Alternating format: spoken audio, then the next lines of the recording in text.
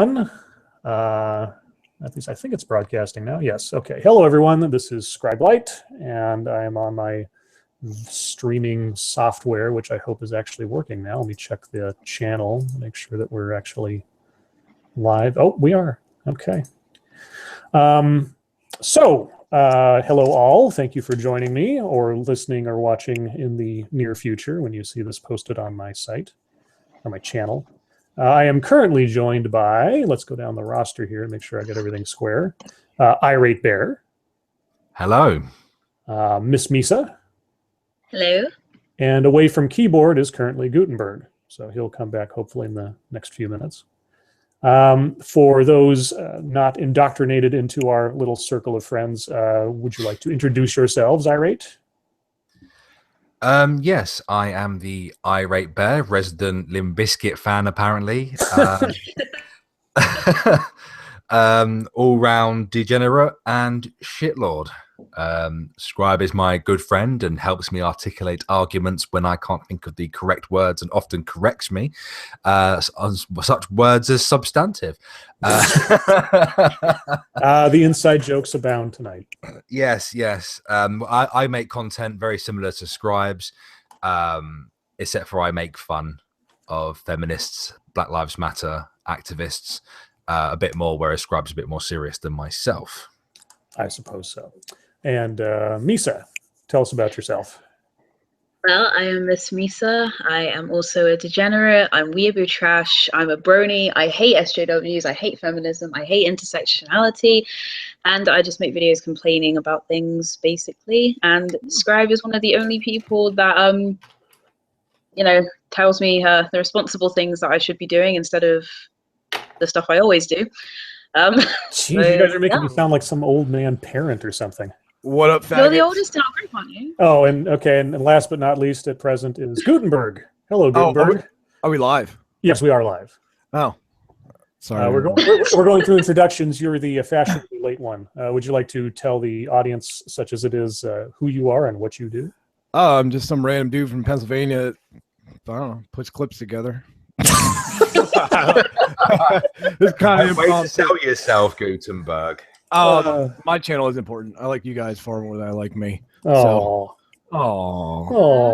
I'm gonna be just a heads up real quick. I got another monitor and I got to make room for it, so you're gonna see me probably muted for the next 20 minutes, rearranging shit. Okay. So just don't mind me.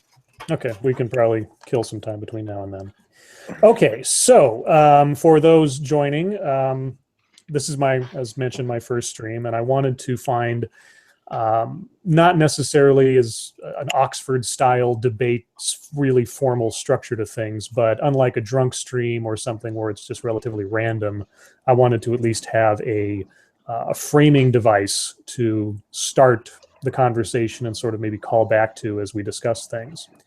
And so for various reasons, a sort of abstract question has come to mind for me in the last week or two. And that is, what are your intentions? Now, I'm not going to talk about my answers specifically to that question until later on in the stream because I'd rather speak to my guests about it.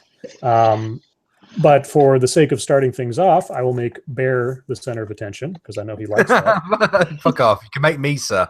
Ladies first. No, you've got a time limit. You got to leave relatively soon. So no, not really. Misa can go first. Are you sure? Yeah.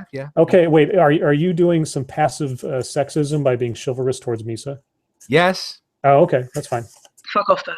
Right. Okay, then, Misa, I will ask you. What are your intentions in regards to your college education? Well, the thing is, my initial intention was to go into publishing. I still kind of want to do that. But I've noticed since I started being a kind of anti-SJW that even the publishing industry can be quite regressive in a sense with like who they hire. And I don't want to be hired just because I'm mixed race and I'm female. So I'm a bit concerned about that. But I still want to do publishing eventually and become an editor. I hadn't heard. Oh, sorry, go ahead. I was just going to say my degree is very focused on patriarchy and misogyny and, you know, was Shakespeare gay? Well, who cares if Shakespeare was gay? You know, that just stuff that I don't need to know. So I might have to do a separate degree just specifically for what I want to do, because my degree at the moment is just so stupid and it focuses on things I don't need. So I don't know how likely my my dream will, you know, is, but. Okay. And also, I forgot to mention before I continue, the nature of the question or questions that might arise out of this conversation could go to maybe some personal places that people don't want to talk about. And so feel free to just say pass if we get to a point or an area about your life or your situation or your thoughts that you don't want to go to. It's not meant to pry or be interrogative too much. So if I get to a line, just say so and we'll move on. But you said something that was very interesting to me, that you worry that you might be given special treatment. You might be given privilege, exactly, for your skin color and your gender. I hadn't heard someone worry about that before, at least not out loud. Is that something that you think is a major is a factor, or what makes you think that's a factor? Well, because basically I've been going to publishing firms, because obviously I used to live in Oxford, and I went to publishing firms quite a lot just to see, you know, the gist of what you had to do. And my dad actually published a couple of children's books a while ago, and I went with him to the meetings to go see his editor, just so that I could, you know, get the gist of what you had to do as an editor. And I noticed a lot of people of color working there, and I asked the guy, you know, so what kind of skills do you need to have to hire? And he said very explicitly that a lot of publishing firms, especially in Oxford, because it's such a diverse place, want a lot of diversity. So I'm a shoe-in to get the position if I did apply.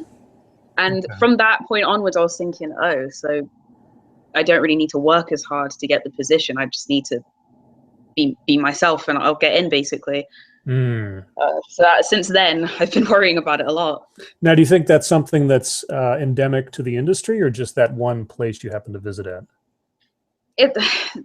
I'm not really sure about the whole industry, because the only places I've been to have been in Oxford, but that is the place I wanted to work because they have the most prestigious editors there. You know, that it's a very wide firm, so there's a lot of positions open, and Oxford, obviously, it's a great place for you know, what do you call it, like academia and all that kind of stuff, and that's the kind of stuff I wanted to edit.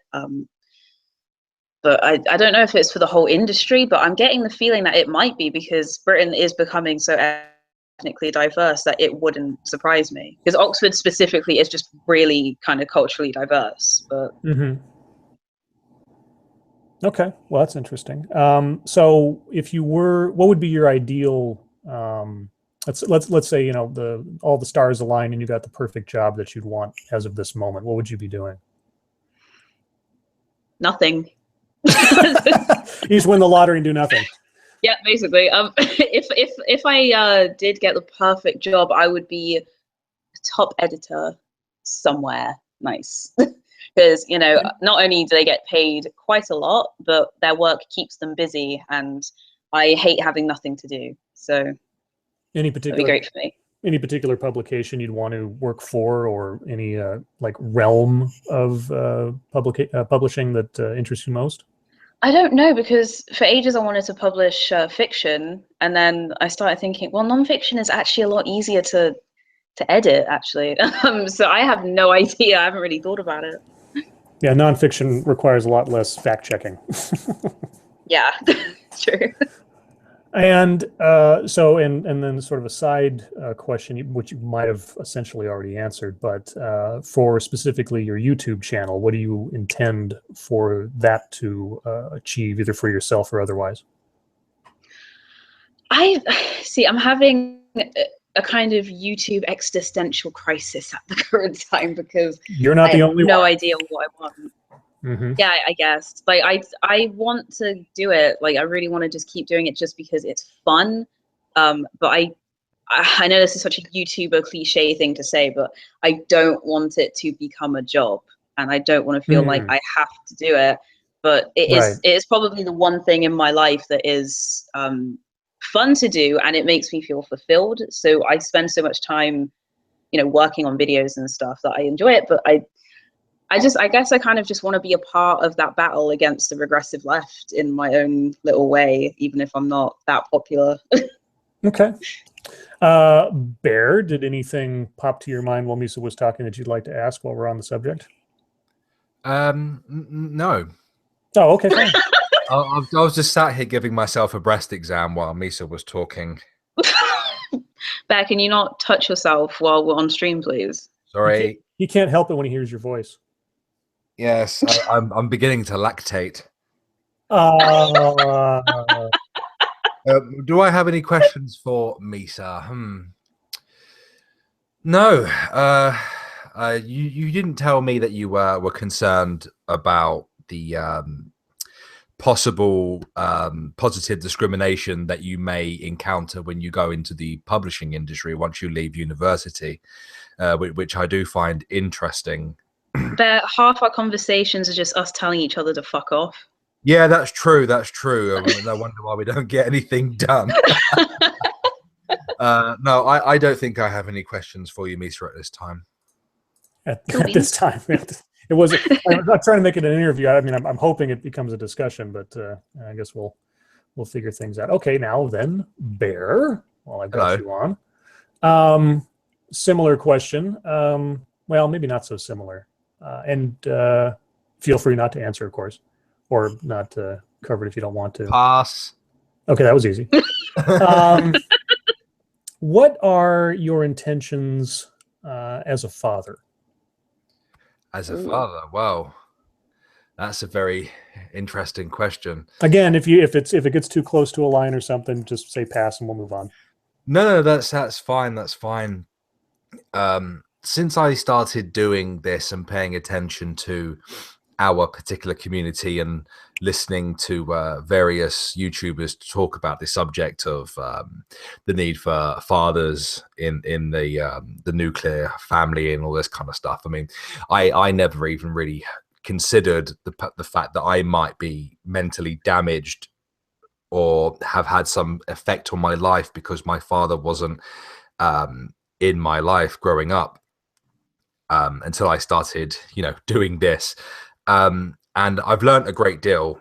I've read up on it, and I realize that I need to be a sturdy rock in my children's lives, no matter what. And basically, I feel like because of the current climate, especially here in the UK, with the massive increase of social justice warriors that I didn't even notice until recently, that I need to be constantly on both of my boys' backs about their education and what they plan to do in their lives, and sort of try to imprint my own dark sense of humor onto them. Because my stepson will never join the armed forces for medical reasons, right? My other son, I don't know whether that's something he'll want to do, but I know that that mentality will not be established by either of them unless I imprint it on them. I have already spoken to my stepson, albeit he doesn't really understand at the moment, but I want to push him into a particular STEM field.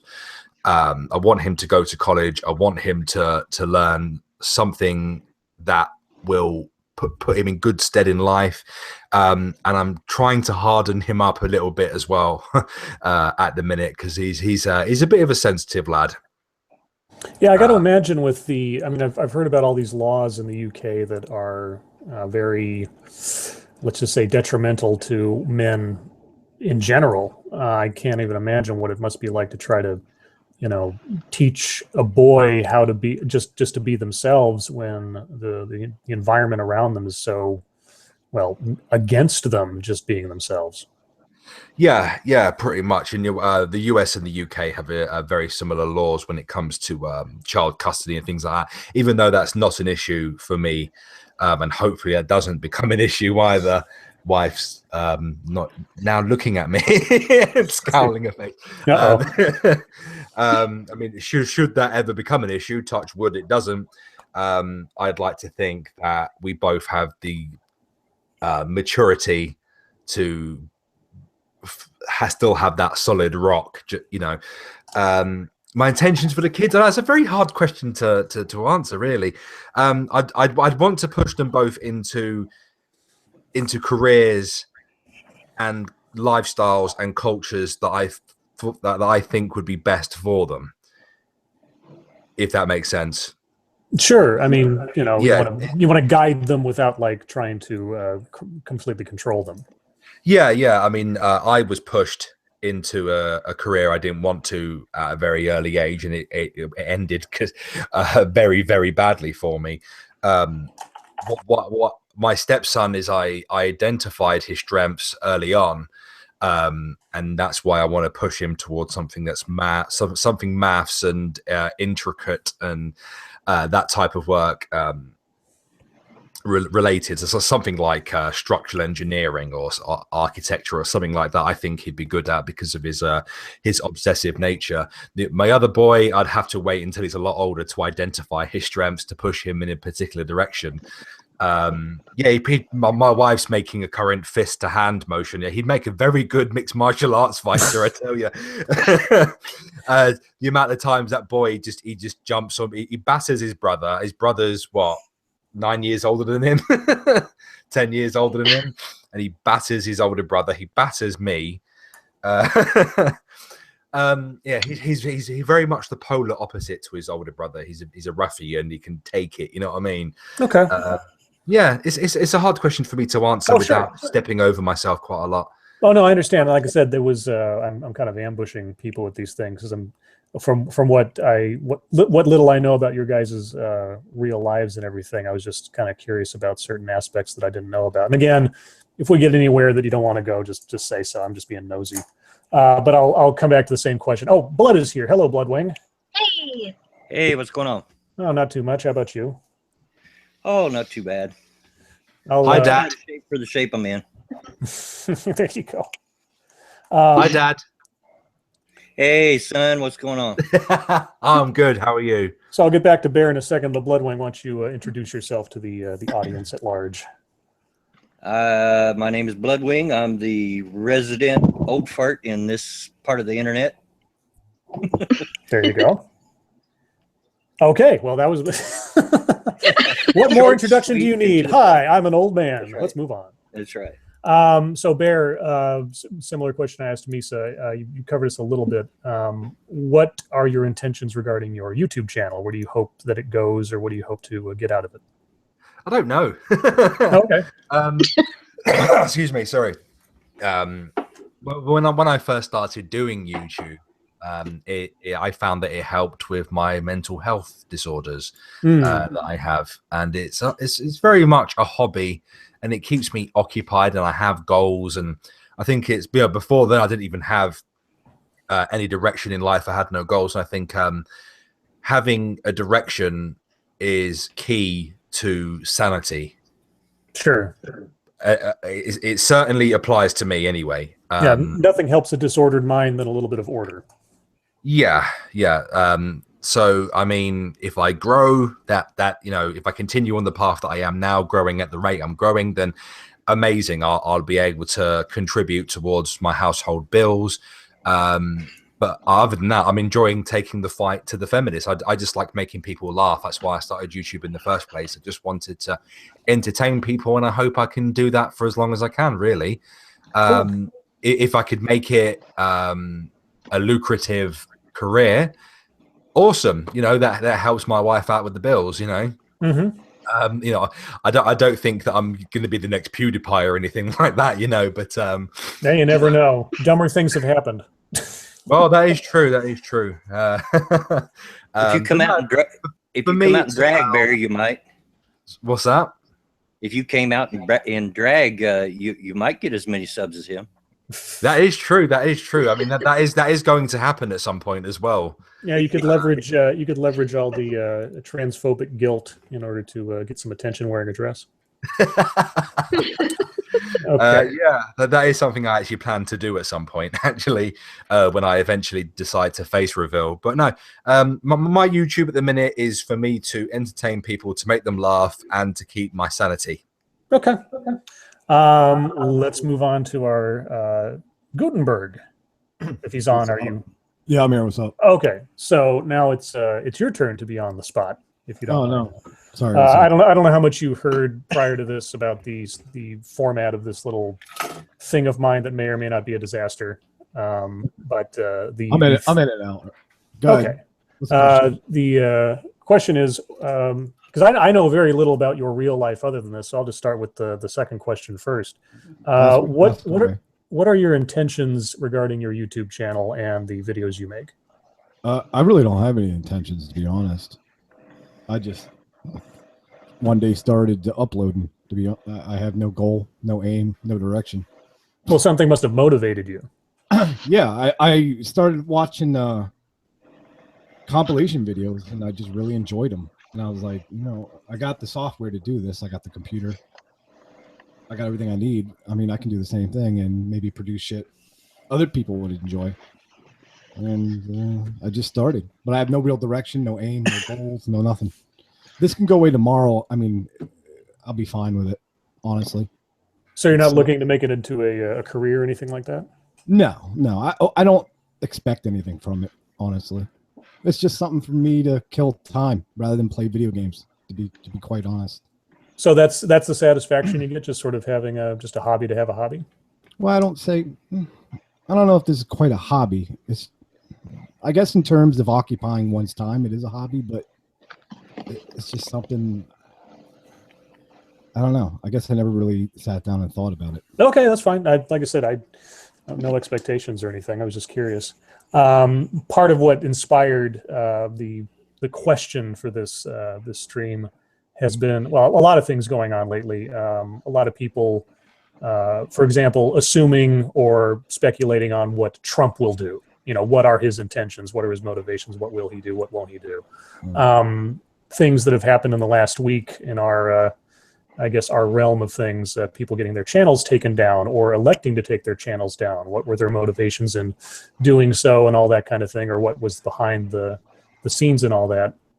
So it just kind of occurred to me. I just became curious, and I've been having the same question for myself in various ways, but we'll get to that. Bloodwing. I mean, we'll come if you think Gutenberg. If you come up with if anything occurs to you in the course of things on that question or anything else, just speak up because I'm curious. Well, I just gave. I mean, I don't know. I don't really. Wherever it goes, kind of. Well, I mean, I guess what caused me to ask is you were. We talked about this on a previous stream where you'd started taking your compilations in a direction of trying to form a narrative. Oh, you mean what do I wish to do with the kind of content I'm? Yeah, I mean, like what do you hope it does, or where do you hope to take it? That kind of stuff. Yeah. Well, real quick, I don't want to take up too much time, but no, go ahead. We've got a couple hours. It's fine. I think we have talked a bit about this on a previous stream where I started kind of just slamming clips together, and then I realized a lot of people are doing that, and every time you walk away from those, you have a lot of questions about the backstory, what led up to it, who these people are, what happened beforehand. So I try to find and upload stories where I can get enough context to put stuff together to kind of show a little bit more and elaborate than you would see, just one perspective of a clip. But far be it from me to find those clips. It's very few in between, maybe once a month. I'm able to find something with enough angles, enough perspectives, and enough story background that I can actually do that. Why is it, so unlike a lot of compilation videos that just sort of post things out of context, why is it important to you to go the extra mile, even if it takes you longer to get something out there? Well, maybe old age, maybe honestly, but it's asking questions because I find it's like the Carl the Cuck ate Skrillex video. The questions I have when I watch that, I'm like, what led up to that? Or what happened after that? Or what were other people's reactions in the crowd? What were other people thinking? What were other people doing? Right. And I think I'm sure I could really do it now. If I went back and tried to find the cell phone footage from the other people in the crowd, I'm sure that could happen, but it was so long ago that it would be hard to find now.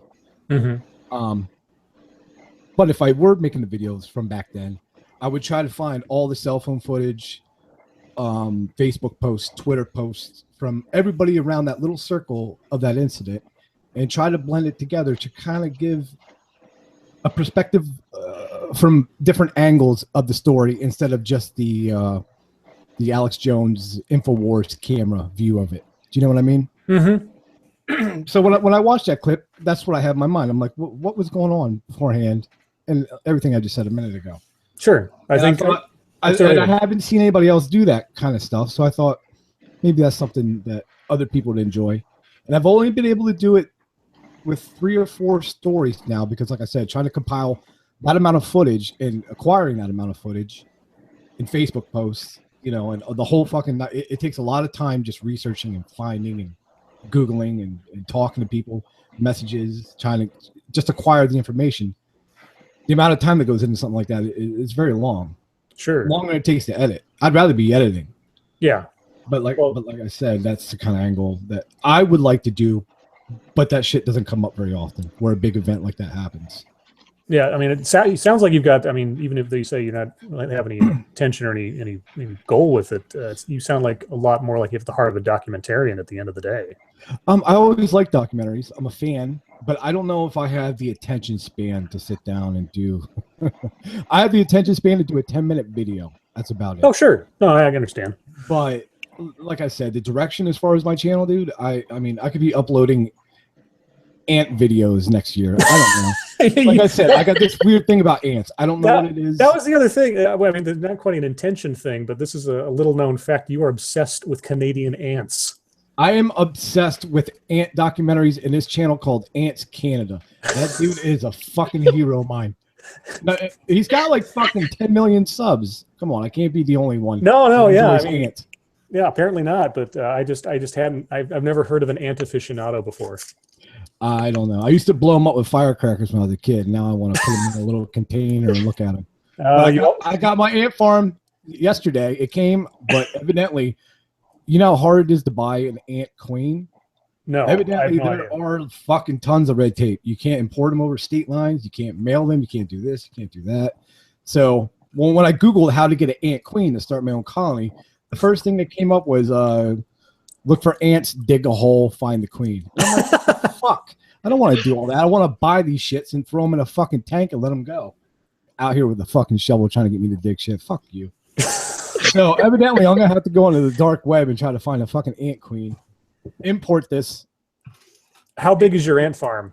Or your potential ant farm? I could go get it. I didn't even pull out of the box yet. No, I mean, it's okay. I mean, is it like it's like an aquarium size thing, or is it one of those things you get like at the Discovery Channel store? Or it's 3 separate, probably 20-inch by 20-inch by 20-inch, kind of like a terrarium more than like an aquarium. Okay. And they're connected by tubes, and there's like they call them roaming lands. There's a disposal area.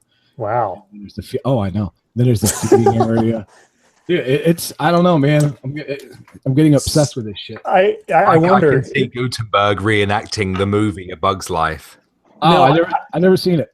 I can see Gutenberg slowly, like he fills up this one ant farm, and it's just not enough, and he like converts an entire room of his house to one giant ant farm, and he just keeps adding more tubes and more boxes and more tubes, and eventually it's just like a sci-fi channel. Right on. Show. See that faggot fucking fish behind me?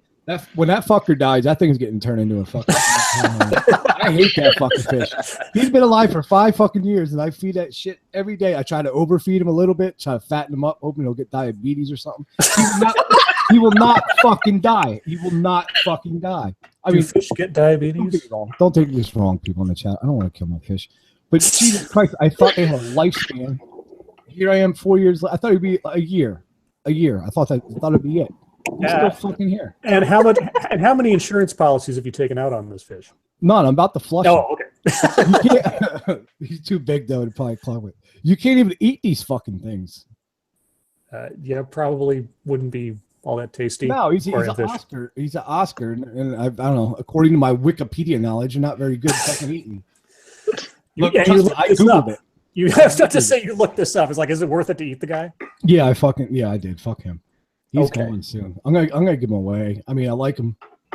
sort of, but not really. I don't like looking at it. Look, watch. I guarantee, if I pan this goddamn camera, oh, I forgot. I switched angles so you can't even see him.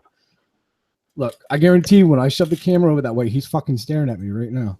Hold on. Watch. See him in the corner there? See him? He's fucking staring at me. I think I was shitting. Wow. He watches me the whole fucking time. Look at him.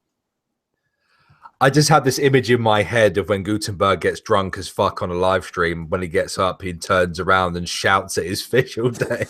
Stop looking at me! Stop looking at me! Yeah, look at him. Now he knows Are you I'm looking watching. at me? Are you looking at me? See, he knows I'm watching. Now he's one eyeballing me. Fuck you. I know what he does. Every time I drop food in there, too, he won't eat in front of me. He waits till I leave the room. I swear to God. The fish is a cunt.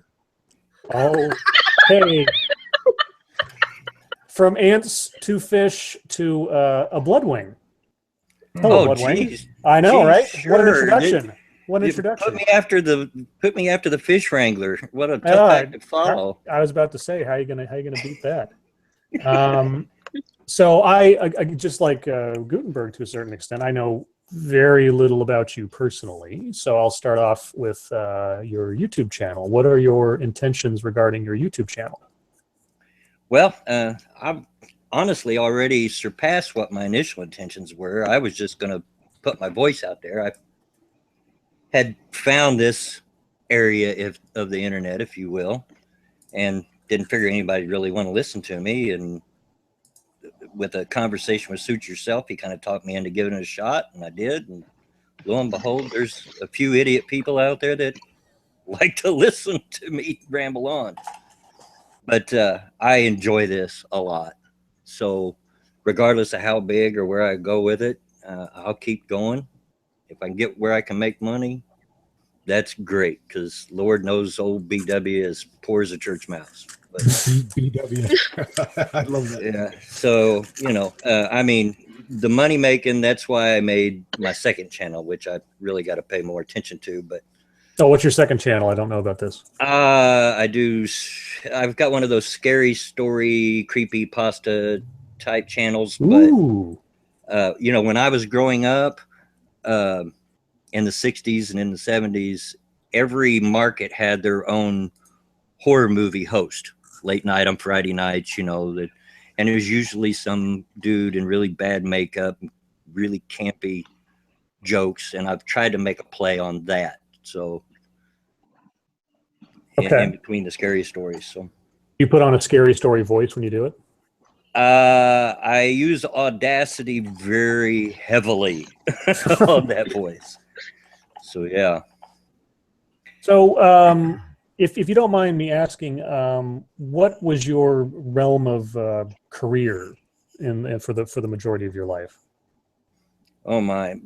For the most part, you would say probably customer service. I spent the greater part of my life working as a service advisor in automotive shops. If you don't know what that is, that's the guy that greets you out in the aisle and writes up what your problems are and is your go-between between you and the mechanic and yada yada. Mm-hmm. But even beyond that, mostly what I've done has been in that kind of industry. Not that I haven't done my share of manual labor for sure when I was younger, but. And what was your most exciting vocation out of however many you've had? Most exciting? Well, I've always, even since a little kid, I used to make model airplanes. I've just been fascinated with airplanes. They just fascinates the tar out of me. And for 8 years, I worked at the local Federal Express hub at the airport. And what I did was I headed up load crews that actually loaded the freight. So I got to be on the airplane, and as a ramp agent, which is what that job was called, I was one of the very few people allowed to be in the cockpit besides the crew. And every day I just looked around and said, wow, I can't believe I'm really here. That's insane. But, yeah, there's some aerospace in my family background to a great extent, so I can appreciate that. if I disappeared from the job, they knew they could find me out near the runway somewhere watching them take off. And you were around when the Wright brothers first did their first flight, right? I'm not quite that old. I know. Oh, that was rude. I know. I'm sorry. I get it all the time myself, so I just can't help but toss shit uphill, I suppose. So, asked about your channel. I'll spin a similar question to Bear if you don't. Again, if you don't want to answer, it's too personal. By all means, just say pass. What do you see? What are your intentions so far as being a grandfather? How do you see your role in that thing? Because I don't have any children myself, so both as a father or anything beyond that, I'm completely oblivious. There. You talking to me? No, I'm talking to Bloodwing. I missed it. What was the question? Oh, sorry. I was asking what are your intentions, or what do you see your role as a grandfather? Oh my. Well, I try to be that grandfather. Well, they call me Papa. Yes, I'm a redneck. That's fine. I try to be that Papa. I'll tell you a story, and it's a real quick story, and it's who I patterned my style after. My Papa on my father's side was not really blood related to me. He was my dad's stepdad. But so it don't matter. When I was a kid, he was not the huggy feely type. You didn't hold you on the lap a lot. Didn't say, "Hey, I love you" a lot. But you knew it. For instance, when I was a kid, he had this rooster that just hated me. I was about 5 years old, and it would chase me all over the place. I think there's a fish that might want to meet that rooster. They would get along. Fucking right, dude. But one day that rooster chased me all the way into the house and under the table. And my grandmother, who we called Mammy, yes, redneck again. Mammy, of course, does her thing. She's all making them, "Oh, you poor little thing," and everything. Papa sits over, don't say a word. Next day was Sunday. For Sunday dinner, we had chicken. Oh, grim. So, I try to be like him, if I can. If I don't say I love you enough or whatever, I want them to be sure that they look back and say, Papa loves us, Yeah. May I honestly- interrupt for a moment? Sure. I want to test your redneck abilities right here because I Uh-oh. live in the mountains of Pennsylvania. Go ahead. What was the method of slaughtering chickens? Grab them by the head, give them a couple swings around your head, and pop like a whip. All right. The favorite method here in Pennsylvania, my grandmother, who was a Mennonite, was to lay a rod on the ground, put the chicken's neck on underneath said rod, and then rip them up by their feet and pull the spine out. I've heard of that method. The way that I talked about doing it's a little dangerous because a chicken will run with no head. Oh yeah, I've seen it. And they will chase you. I've seen it as well, actually. So I actually. I have not seen a chicken run with its head cut off. That is something. That's why if you do it with the pipe method, with the laying them on the ground with the pipe, it rips and severs their spine, so they have no muscle reactions to run. But if you just chop their head off at the top, the base of the spine, they will run. Right. Fun fact. Learning all types of stuff here. Best way to kill a chicken and evil peeping Tom fish. Yeah. Okay. But to get back to the grandkids, and I'm almost done rambling. Sure. Go ahead. Right now, my closest goal is, and I don't want to get into a lot of detail, but sure. My wife and I are trying to get foster parent rights or fostership, however you say that, for 3 of my grandchildren that are now stuck in Hawaii in the foster care system there. Okay. And so we're trying to get that through a slow process, but I'm sorry to hear that. I hope it works out. oh, it will. It will. I have no doubt about it. Honestly, and I'm not going to go off on a rant, but the Child Protection Services, I know they have to err on the side of the child, but both here in Indiana and over in Hawaii have drugged their feet so long. These kids should have been home with their parents 2 months ago. Yeah. But If I were you, it's I'd what be it trying to is. move to Hawaii with them. Fuck them move. You're going it the opposite way, man. Go If you ever there. need an excuse to move to Hawaii, I suppose that is one, but still, Yeah, it's a bit of a pricey trip. It's snowing outside and about 25 degrees. So, yeah. Yeah, it's about 30 here with a little bit of snow, too. So now I got to be the hard ass and see which one of you would be willing to cycle yourself off the stream so I can bring someone else in. I'm paranoid about having too many voices on at once because I've seen streams have like 9 or 10 people and it just becomes a Scribe, darling, I will go. Oh, okay. Self-sacrificial bear. That's fine. I gotta go do something. I can stay on stream, but I'll be quiet as shit. Actually, it's I'm up to gonna walk you. away. Yeah. I'm going to go anyway, so I'd like to thank Scribe for having me on the live stream. Once I'm finished recording, I'll come back and see if you want me back on, but if not, I'll just watch. I'll see you guys in the next one. Hey, thank you for coming on, Bear. Bear. Thanks, everybody. Peace. Fucker. Did you have a message you wanted to tell me? Might still be listening. I'm just gonna make a tea joke. A tea joke. Okay. Tell him to get some coffee and be a fucking man instead of that. Because he's British. Jesus Christ. Because he's British. Guys, I am still here. Yes. True. Yeah. There you go. Who you bringing in? I'm going to see if Based Mama wants to come in. Oh, what's up? Well, we'll see.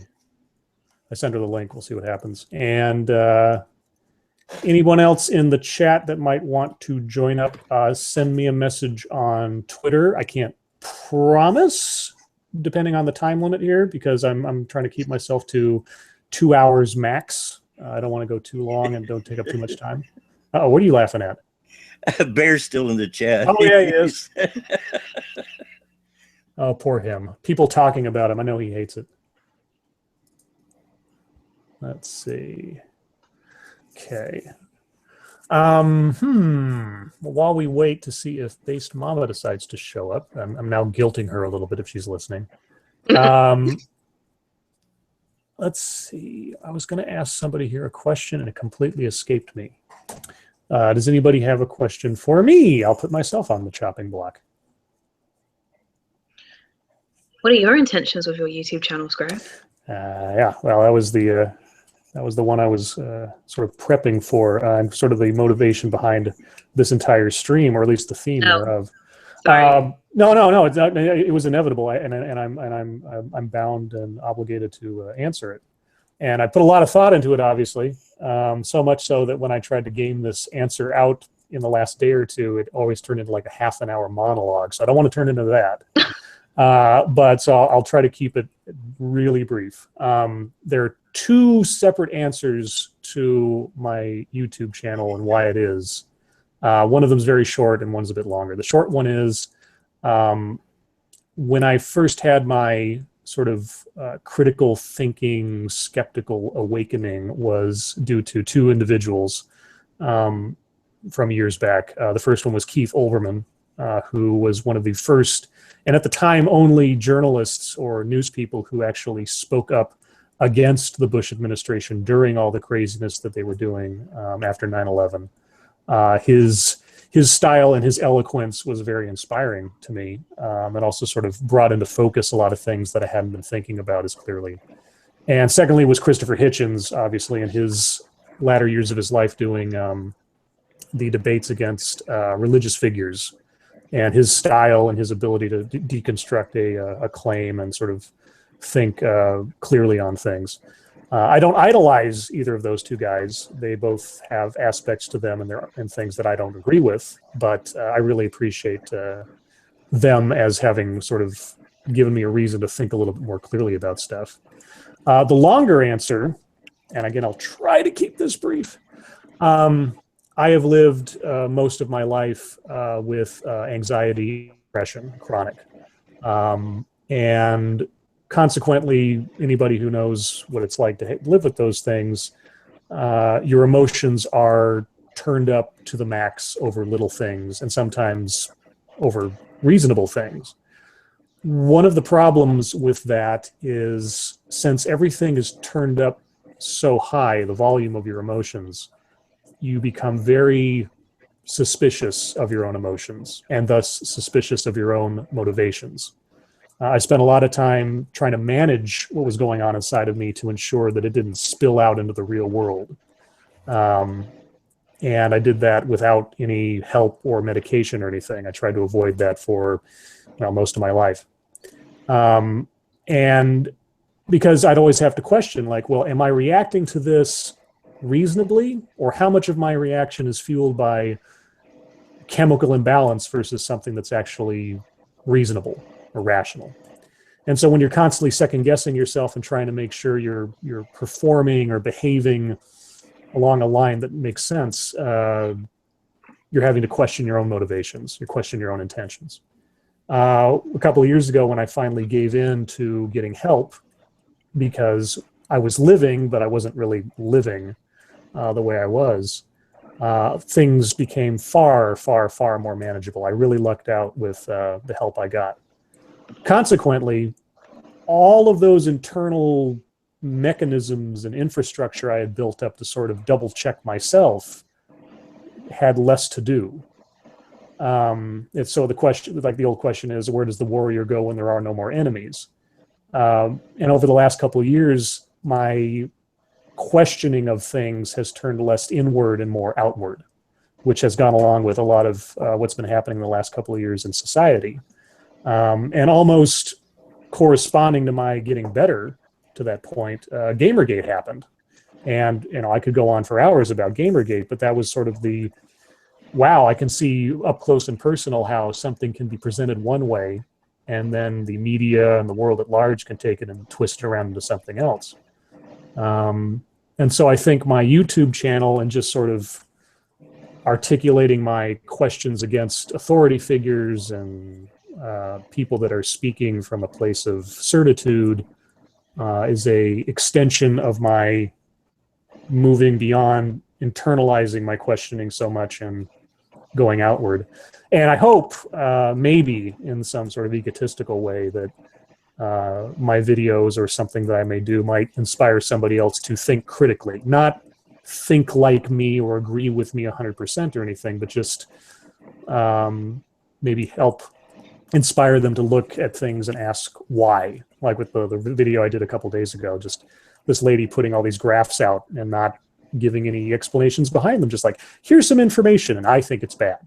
Here's some more information and I think it's bad. But why? So there's my far less than 30-minute monologue. I have put some thought into it, as you might notice, but that's what it kind of inspired the subject matter for the stream. Oh, and perfect timing. Here is Mama.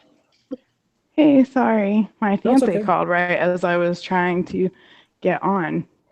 You put your fiance over me. I'm the father of your child. I'm I'm heartbroken. I don't know. Peach Bailey is just giving you a run for your money, man. We were both there. Yeah, we don't need to get into No, you're right. You're right. Okay, that's right. That's for private. That's for our Google Hangout. Something should remain private. Yeah, that's our private Google Hangout. Well, hello, Base Mama. Well, hey, everybody. Hi, Misa. Hi, Gutenberg. Hi, Bloodwing. Hello, Scribe. Hello. Thank you for joining us. Thank you for having me. So for those that may not know who you are, which is probably very few at this point, but could you tell us a little bit about yourself and what you do? Well, I used to be a punk rock kid. Uh-oh. And I got married and started having babies. Uh-oh. And then social justice invaded my life because I had a 13-year-old daughter who was going to be a blue-haired feminist, and I was going to beat her to death. Ugh. So instead of beating her to death, I asked her, why do you believe these things? And after about a 20-minute blank stare, I was like, okay, yeah, I need to fix this. So that's how that happened. Excellent. Well, not excellent, but appreciate the backstory. Well, she's not a feminist anymore. Well, that's true. That is an accomplishment. So I guess I don't need to ask what are your intentions regarding being a mother, because that's pretty clear. But I guess what do you hope ideally for your children?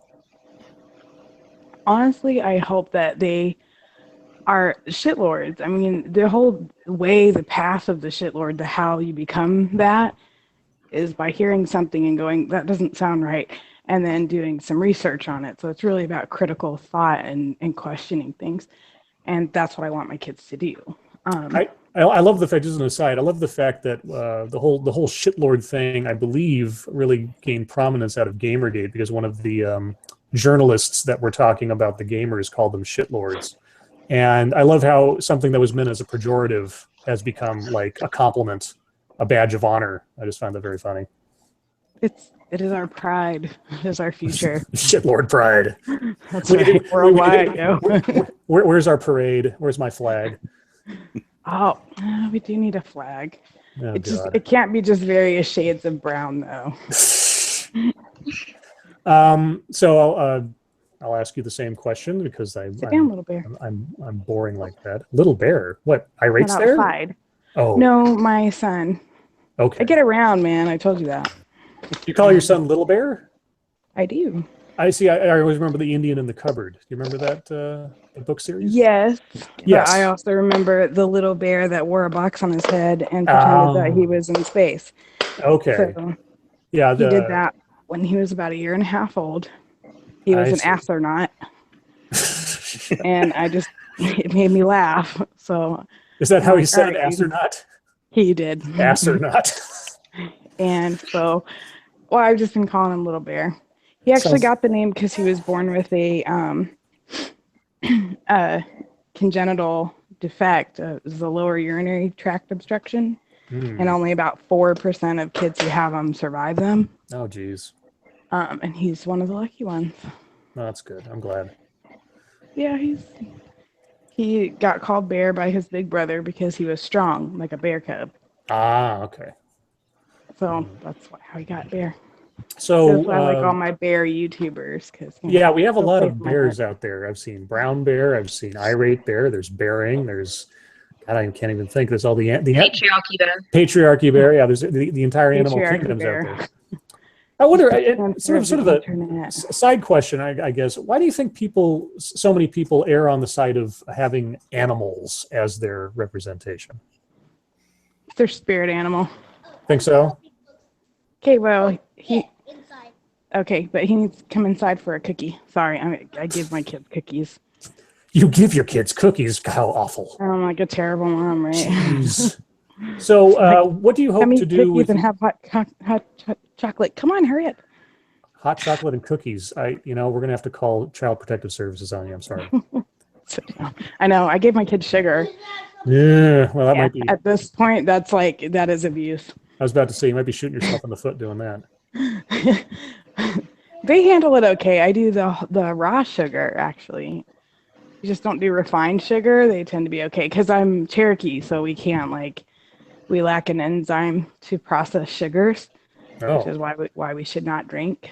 Oh. And why we are so rife with diabetes.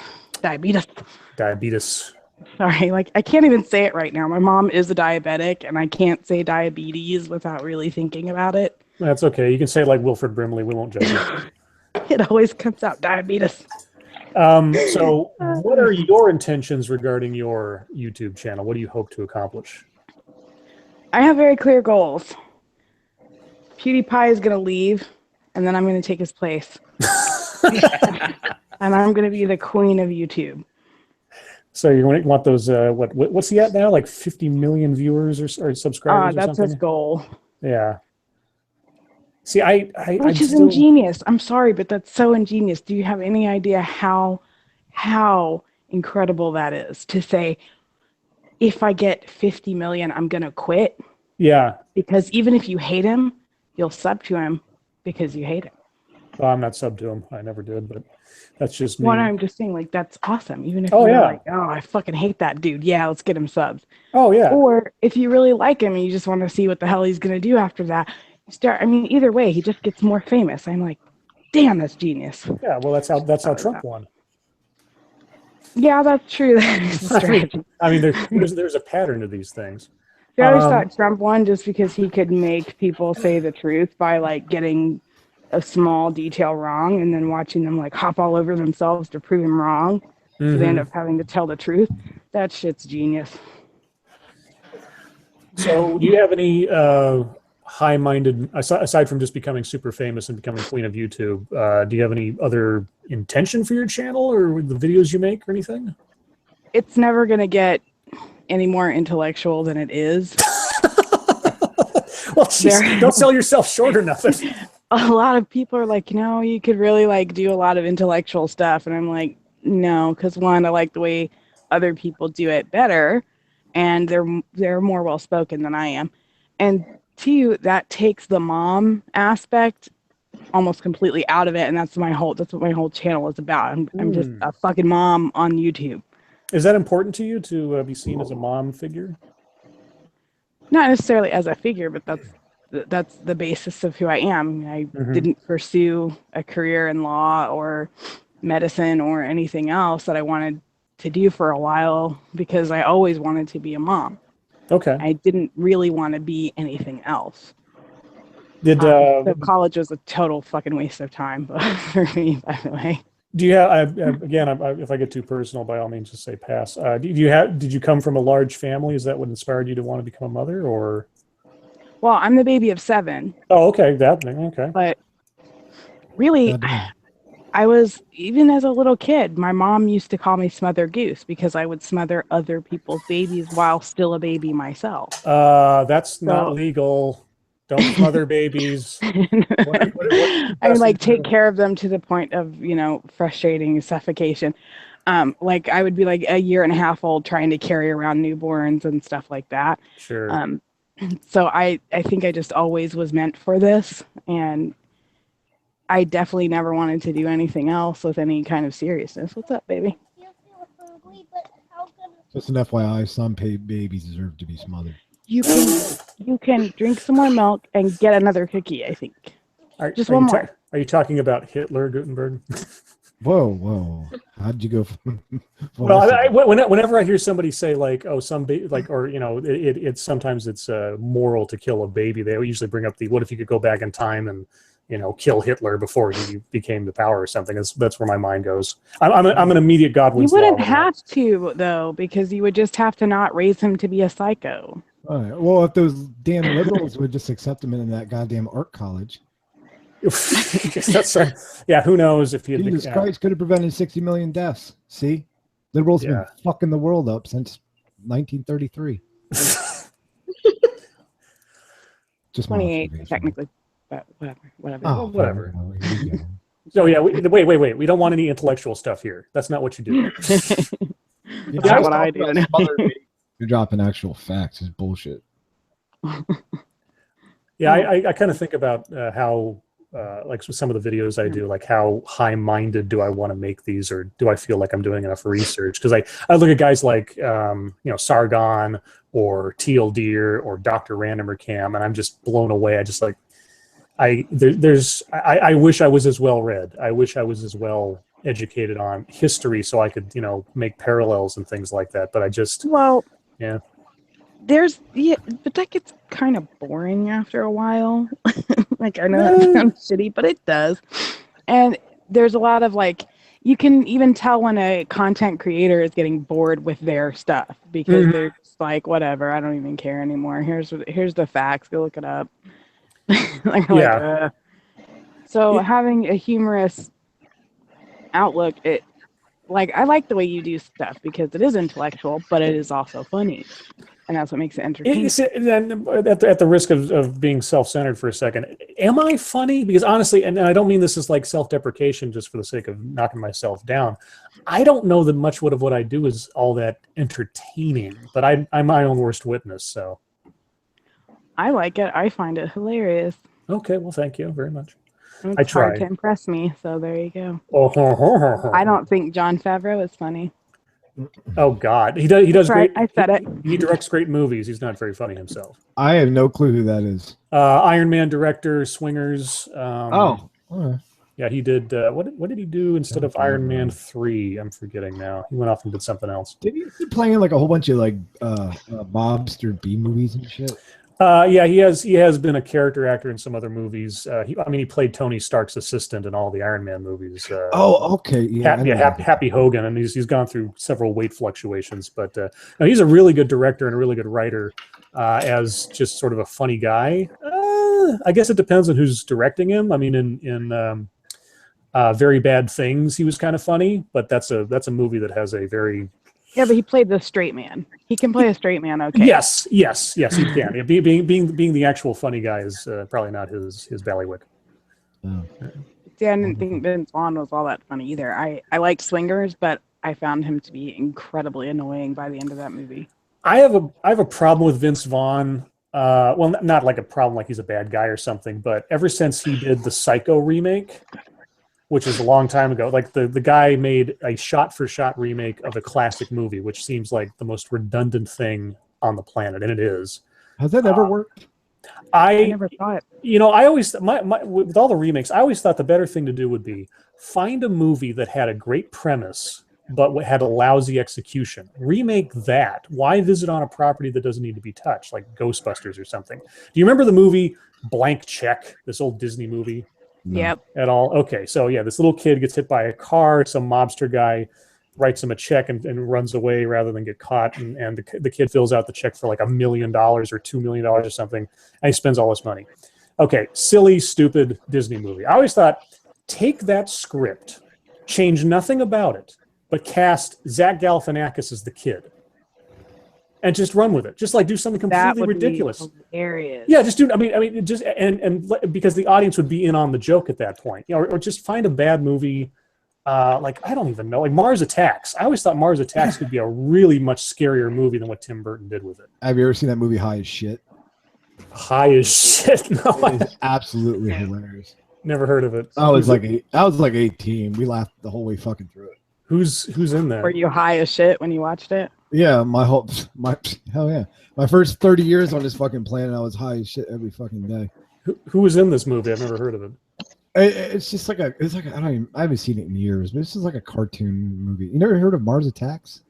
No, I have heard of Mars Attacks. That's what I was talking about. I didn't like it. Oh, it had a whole bunch of actors in it, and they were just playing stupid roles. It was like a parody of just a Mars Attack. I don't know. I'll have to look this up now. It doesn't hold up. It doesn't hold up. So don't fucking don't say I'm not giving it a fucking rating here. Well, I think we just came up with a new inside joke for you, but that's fine. What's that? I got plenty. High as shit. Oh, I mean, the pot movie for me when I was growing up was Half Baked. Dude, when I had my first apartment back, if you had an apartment back in our generation, I mean, no one had cable. Everyone had a VCR with like 3 fucking movies, and Half Baked was one of them that just played on fucking repeat over and over and over again. Hey, Blood, what was your favorite movie from your childhood? Just out of curiosity. From my childhood? Yeah. Geez, that's a tough question. Probably the original King Kong. Oh, there you go. Jesus. Now, see, that movie for its time, and still, if you look at that movie and try to think of like how did they achieve these effects? I mean, the giant monkey paw and the face and all the stop motion. You'd be stretched to see somebody try to do that today the same way they did it back then. Yeah, and what they did in that movie was decades ahead of where movie making was at that time. Yeah, there were composite shots in that where they had like, live actors in the foreground and they had dinosaurs and apes in the background and all the layering. What year did that come out? 1930. Jeez, let me check real quick. I'm wanting to say 39, but I might be a little late. Might be a little earlier than that. I have a strange obsession with Rita Hayworth. 1933. 33. Yeah. Yeah. Wow. Yeah. And when I was a kid, for some reason, I never did figure out why. That was a Thanksgiving Day tradition. No matter where you lived, at least one channel in your city played King Kong on Thanksgiving Day. Oh, that's like Christmas Story now, or at Yeah. least it used to be with like TBS would play it like nonstop for 7 days. Really? King Kong. Yeah, I've never understood why, but yeah, Oh. there it was. I see a baby. You do see a baby. I see a small little baby. Oh, He's a cutie. I Oh, love him. He's the only one that will hold still long enough to let me hug him because he oh. can't run yet. Yeah, you had him wrapped up like a little baby burrito in your video. Yeah, you kind of have to because they get like all sensitive about hitting themselves in the face. Oh. Yeah. I know some adults like that. Meets You awfully know- quiet. Yeah, Misa, what's going on with you? Nothing. I'm just listening. We Talk, gotta woman, damn it. we gotta bring you out of your wallflower phase, especially since there are no walls here. Somebody asked me. Somebody put I'm Misa on the not good spot. at Ask Misa a question. Somebody asked Misa a question. Misa Moist. How did you What's start your new today? channel? There you go. How How'd did you I your start? channel? Yeah, like what made you want to start it?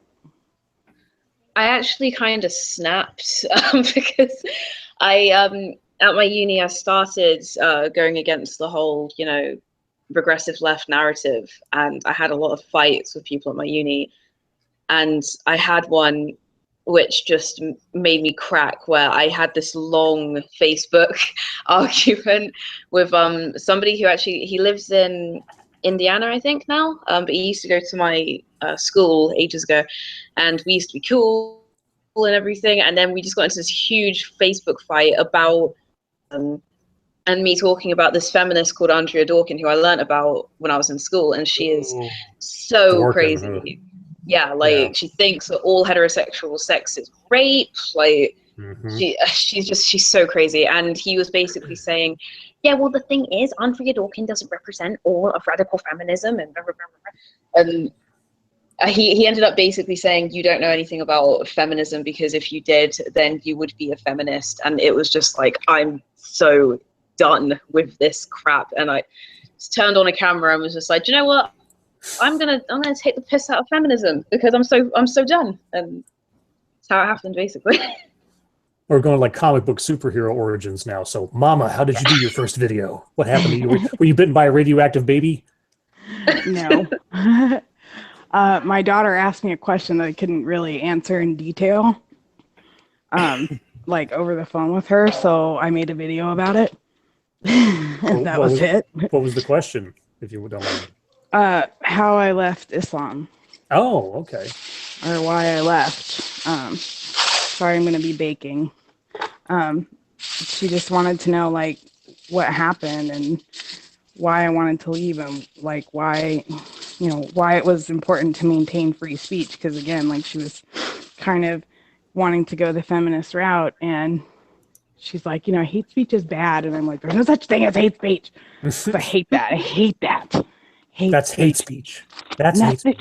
There is no such thing. It drives me crazy. It's always driven me crazy when people said that, because as soon as you say this is inappropriate speech, therefore it has to be censored, that can be flipped around on you just as easily, and usually worse. So you have to decide, is there such a thing or is there not? Because if you can censor somebody else can come and censor you, and then what are you going to do? Then all speech is shut down. And she wasn't getting that, and it was really frustrating to me. Yeah, I had that similar thing with the school district and all that drama that I've been sort of inserted myself into, where they're holding events specifically for kids of specific races and specific genders. And I was kind of like, first off, I don't think that's legal. And second off, how would you like it if somebody came along and said, oh, we're going to have a all-day camp for white boys? I think you probably have a problem with that notion, which means that would probably be the end of that program altogether. Yeah, so maybe you might want to think about what kind of precedent you're setting, but beyond the fact that you probably are breaking federal law. So I'm still waiting to see that event actually starts in just under a week now, and I'm curious if they'll release any videos. If they do, I'm going to do something on it, depending. But I wonder if I may add to that, I was wondering if the Trump cabinet may start attacking stuff like that. Maybe actually enforcing it, as far as on the federal side, clamping I down hope they on do. federal funding. Well, I see. Here's the thing, and this is what I was curious about: is that they, in the example that I've got, they did this last year without anyone apparently calling them on it, and they had absolutely no hesitation to advertise it as this is an event for Black, Latino, Native American males in grades 7 through 12, and it's going to take place. It's going to be on school time, and it's going to take place at a community college. I have the press. No. I have the sort of registration press release thing from last year's event, and there's nothing in there. There's absolutely nothing in there that would indicate to you that anybody but those types of students are allowed. Same thing for this year. They basically just cut and paste. And of course, after I started sending out tweets and stuff, they suddenly put on a little addendum like, "Oh well, I mean, all students can show up." If no one was, it boggles my mind that school administrators, everybody in the school district, had to have known this event was coming because of the registration and all that, and nobody thought to think, wait a second, that goes against the federal law regarding schools. Yeah. So either no one's enforcing it, and or nobody cares to report it, or nobody I don't understand. I don't understand how that could pass the muster 2 years in a row and have like the superintendent of the district praising this event, like, oh, it's going to be so great. I'm like, what the hell are you doing? Well, considering your side of the country, it kind of explains it. But I had what you said earlier about if it was only white kids doing this, the DOJ would come down on them hard. Federal funding would be threatened. You know. Yeah. So I'm wondering if the cabinet changed that, laws will be applied equally, or I wonder if there'll be a precedent that they're trying to set. I'm going to be curious to see. Speculation. Yeah, I know. And right now it's like, I mean, he just hired Linda McMahon to run the Small Business Administration. Okay, the WWE president or vice president or whatever she was. They did build a very successful company. Oh no, they did. I just find it interesting that Trump once appeared on WWE and now he's got the. Oh yeah, I remember that. He shaved this man's head. Yeah, he did do that. Yeah, he was on a couple times, but I mean, granted, yeah, that's all fun and jokes, but they did build a successful business. No, it's true, and this is one of the things I was hoping he would do, which he hasn't in other situations. I was hoping that he would come in owing no one anything, either the Republicans or the Democrats, right. And like for the Secretary of State deal, what I had hoped would be he would ask the question, who is our best ambassador working today? And then promote that person up. Just find the best people for the job that are actually doing the work and know the system. But then he picked, he's looking at like Mitt Romney and Rudy Giuliani. At least David Petraeus has some international experience. Giuliani turned around in fairness, New York City Giuliani does too. Well, Giuliani turned around New York City, but he doesn't have any foreign policy experience. Well, being the mayor of New York City is kind of I could see policy. Given his background, I could see Rudy Giuliani maybe being tapped for attorney general because he was a prosecutor. I could see that maybe if he was going to be anything. But as far as like Secretary of State, I'd want somebody with some international experience and some foreign policy knowledge, and not just a name or a figurehead. That's it. But I got to ask: were you ever in New York City pre-93? 4? Who, me? Have you ever been in New York City? I went to New York City for like a day on a student trip. I've never spent any real time there. Did you what year was that? Oh God, 93 or 94 maybe. Oh, okay. I'm sure you went down Manhattan. We were just down in Times Square for like a lunch or something, and then I wasn't there for more than maybe like half a day, if anything.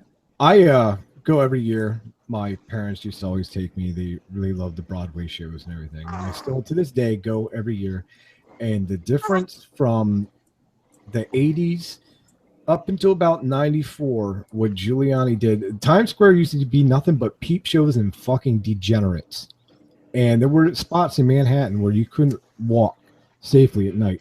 You go there now, what he has done is every spot in Manhattan south of 112th Street, which you go above that is basically Harlem. Every spot in that city at night, any hour, you're safe. You're hands down fucking safe, no matter who you are. back in the 80s, it was not like that. It not like that at all. So I have a lot of respect for that man, even though I may not agree with maybe some shit he has said or done, but he single-handedly turned around a city with 11 million people in it. You know, per capita is one of the safest cities. Well, Manhattan anyway. Yeah. It's one of the safest cities, you know, in the country per population. Yeah, and he would have dealt a lot with international figures as well, because any business you want to do kind of has to go through the mayor's office. So I think he's a good choice. I mean, I don't mean to poo-poo on Scribe's point, because I get it, because you want someone that's been in the international spectrum. But you don't want a career politician, because they're going to be in it for their own purposes. Yeah. That's like that's kind of the point of a Trump administration for most people, is just to get away from career politicians altogether. Right, and that's part of the thing that I'm concerned about, is that he surrounded himself with you know, former governors or senators or mayors and things. And I understand they're not necessarily politicians on the national stage like a Hillary Clinton or something, but at the same time, I just thought he'd be, and maybe he will be in some other roles or something, more pragmatic about who he was getting in there. Well, you got to think, to play the game, though, you need the people that can work in and out of the system, that have been there that way, that were able to be led. Do you know what I mean? Sure. And I mean, like I understand I said, the drain the swamp thing and all that, but you can't just all of a sudden bring in a whole bunch of people. No. I'm not. That's what I said. Like, find the best ambassador we have working today in the State Department, and you know, or like David Petraeus at least has some international, global perspective experience. So him. I agree. Wouldn't be as bad, like I say, Romney, who, he ran a state. It's true. I don't see him being like an ambassador. That's all. Not with that hair. What do you think, Blood? Any thoughts? Well, I was just sitting here thinking maybe they can delve back into the WWE and get Mick Foley to do the job. There you go. Can you imagine Mick Foley as Secretary of State? Man, he had this big dumb grin on his face the whole time walking. Oh man. But wouldn't he do a good job? Think about it. Who could be mad at Mick Foley? Oh, yeah, exactly. He's the friendliest guy on the planet. You talk about a diplomat. Jeez Louise. To try to rein things a little bit back onto topic, because I'm trying to be a referee. Hey, man, we have to discuss this. This is future content material here. I understand, but I gotta try to at least, I don't know, maintain. He makes a really good sanity. cabinet. I will have nothing to talk about. Well, don't worry. There's going to be plenty to talk about. Blood, I'll ask a question that came up earlier. What inspired you to make your first video on your channel? Well, I've been kind of a anti-regressive since the 70s. You can blame my mom for that. But when I first came to YouTube, I was just into the gaming channels, watching people like Markiplier. Yes, he's my guilty pleasure. Screw you, I like Markiplier. I like Markiplier, it's fine. Yeah, he makes me laugh. But, you know, and I didn't even know that this area of the internet even existed for a long time. And then TJ come out with that infamous video, the one that was a multi-collab with, you know, the answers to questions to the white people, that one. Yeah. And it popped up into my recommendations. And I'm like, why is atheist stuff popping up into my recommendations? Because I hadn't watched any of that. But anyway, I said, well, I'll click on it, see. And I was enthralled, and introduced me to a whole lot of good content creators. And a little time passed, and I was kind of questioning whether I could do it. And I ended up in the comments section of a Suit Yourself video, and got to talking to him out in the open in the comment section, and he kind of spurred me on. Hey, give it a shot. And here I am. The rest is history. Gutenberg, if you're still there, I don't know if you are. I'll wait and see if you pop back up. Maybe not. So aside from I came across Internet Aristocrat before Gamergate happened through his Tumblrisms videos, and at the time, I thought this was the most fringy, crazy, couldn't be real stuff ever that he was talking about: white privilege and thin privilege and headmates and all this kind of thing. And then a girl I went out on a date with made a joke to me about how I have white privilege. And I was like, excuse me?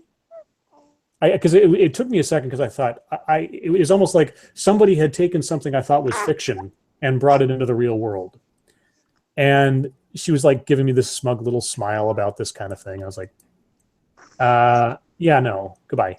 And I just kind of got up and left the restaurant. I mean, I was just like, I looked at her and I said, you understand how racist that is?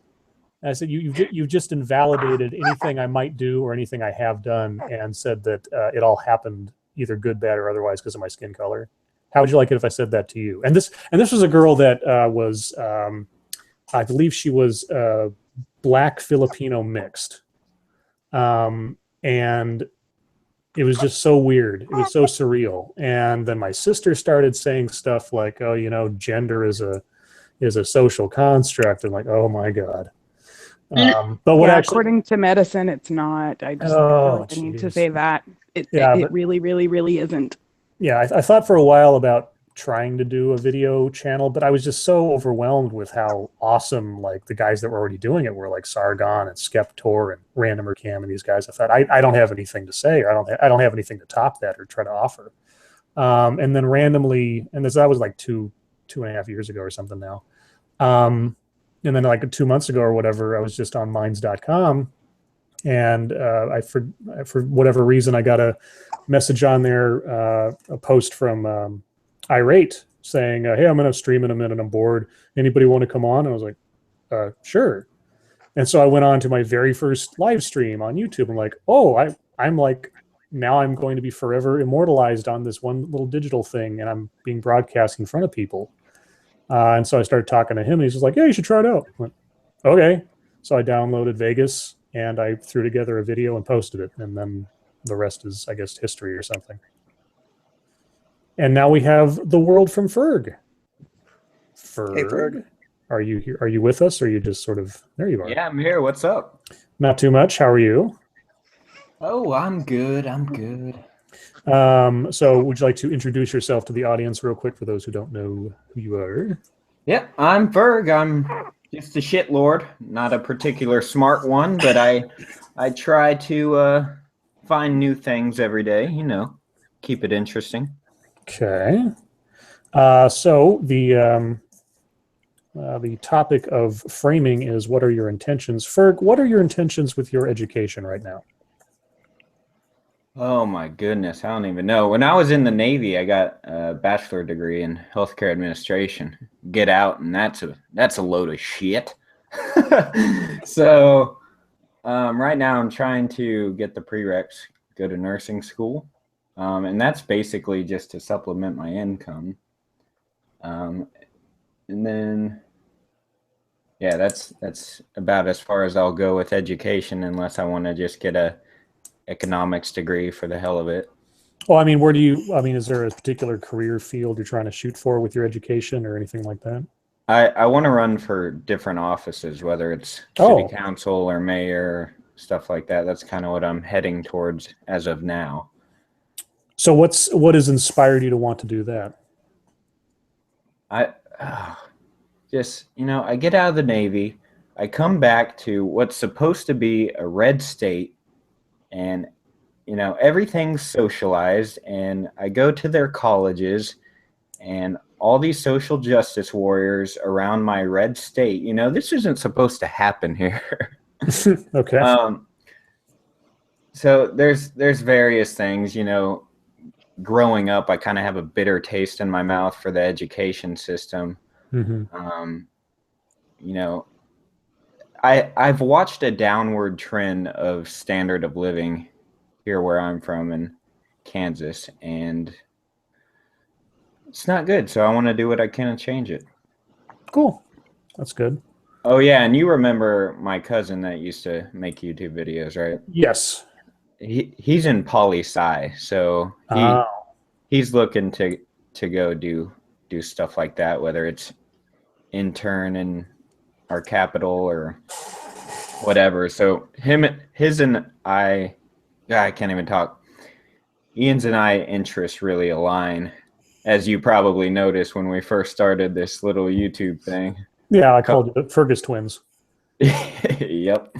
How far, ideally, like pie in the sky, how far would you want to take your political career if you got it off the ground? Oh, I would take it as long as I could. No, I mean it's like what positions in the government, or where would you want to try to aim for? Oh, it really depends on circumstances. I don't want to say governor or congressman and then just have my dream shot out of me. But no, sure. If I could end at one of those, I would be perfectly content. Governor Ferg. And so the standard question to everyone tonight: what do you intend to do, or what is your hope for your YouTube channel? What's motivating you behind it? Who knows, man? Maybe it's some false sense of justice in the world that, we talked about this one time and I couldn't really give a coherent answer. Ian and I just started this, back in the day with you guys and Irate Bear and stuff, and just kind of want to see where it took us. Right now, I feel like I view the social justice warrior movement kind of going through a filter, and it starts with the guys like Sargon and Teal Deer and Andy Worski and stuff like that. And then it goes to the smaller guys like Rory the freaking Lion and, the guys on Suit Yourself. And then we just kind of stomp out the stuff that is thinking about coming up. That's how I view it. I view us as necessary, repeaters. Necessary fears. Yeah, that's something I've been kind of and Irate talked about this the other day in chat or whatever. Like Teal Deer a couple weeks ago, he gave a rather cold assessment of the skeptic community on YouTube and how it was becoming very repetitive and not very I guess, in depth in its commentary anymore, and it was just sort of being a whole bunch of fanboys and tryhards and such. I'm concerned about that, sort of as a novice at this whole thing. I don't want to. I don't want to be just a clone of someone else or something. How? And I guess this is an open question to everybody here. Does that concern you, and or how? How do you try to differentiate yourselves consciously, if you do, from other YouTubers? Well, I could start, I guess. Sure. To me, I don't really give a shit. I mean, Teal Deer's looking at this like, everyone has to at least have some sort of intellectual vigor or something. Well, a lot of people don't specialize in what Teal Deer specializes in. Not only that, it's a YouTube thing. It's a community thing. It's a fun thing. So he's right in what he's saying, but he's wrong in thinking there's no purpose for this. Okay. Misa?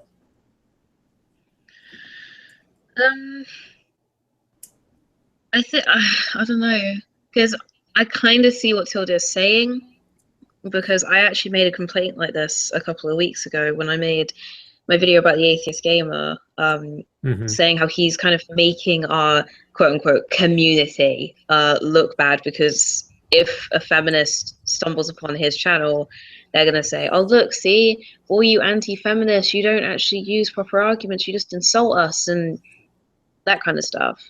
So I kind of see what he's saying, where some of the content that people in our community make is a bit, I guess, derivative. But I feel like every you keep putting air quotes around community. Why do you do that?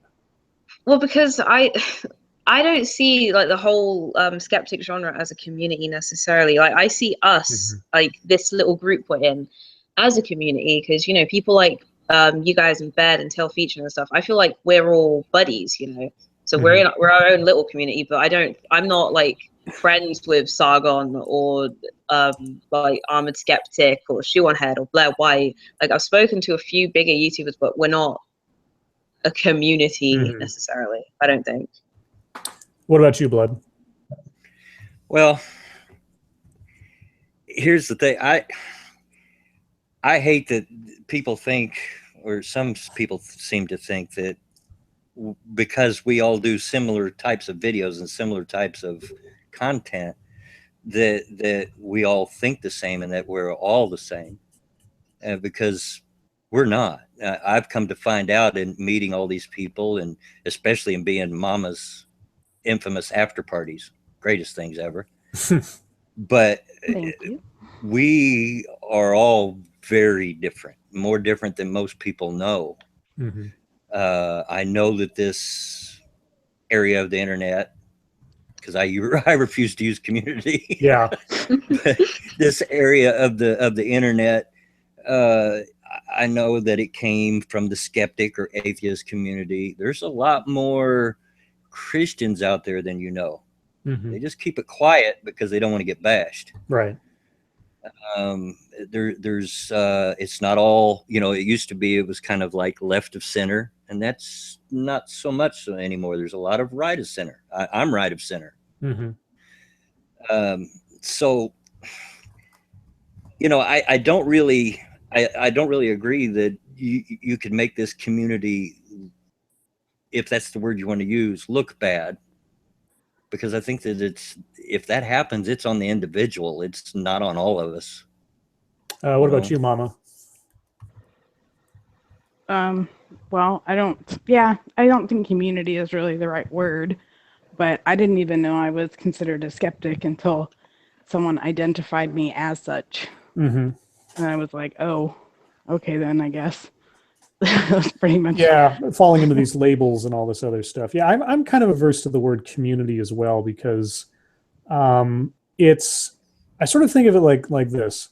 If someone presents an argument, I mean, we're all operating in one way or another sort of on the Socratic method. Somebody says something and makes a claim, and you test it. It's like, okay, if that's true, then what about this? Or if you're saying that, what do you have to show for it? That's not relegated to one community or one genre. That's just sort of critical thinking. I mean, if you want to call the genre we're all operating in that doesn't define anything about us personally, it's that we're all striving to be critical thinkers, I think. At least that's what it seems to me. I mean, you can take somebody like Ferg and I as an example. He and I disagree on a whole raft of things. I mean, there's tons of stuff that we don't agree on, but we have really great conversations. We get along. And, you know, ideally, that's what you want to have, is people exchanging ideas. Because regardless of what my opinion on gun control is, or what Ferg's opinion on gun control is, the world is going to operate as it's going to operate. I'm not out there to change his mind, but certainly we'll exchange opinions on it, because you don't want to live in a bubble.